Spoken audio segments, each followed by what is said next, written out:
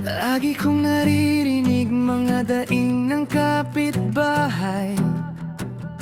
Dahil sa ingay binabato na ang ating bubong. Sigaw pa, nabibingi na nga sila. Sigaw pa, bumangera nanay mo. Lalayasan natin to.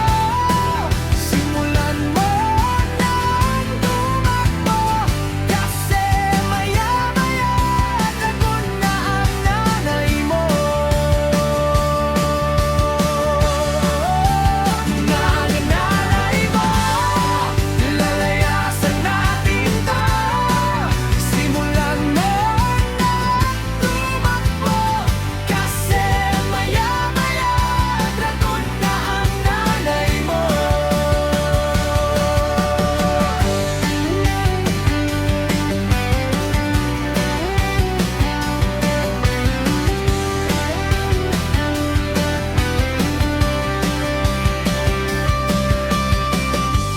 Lagi kong naririnig mga daing ng kapitbahay.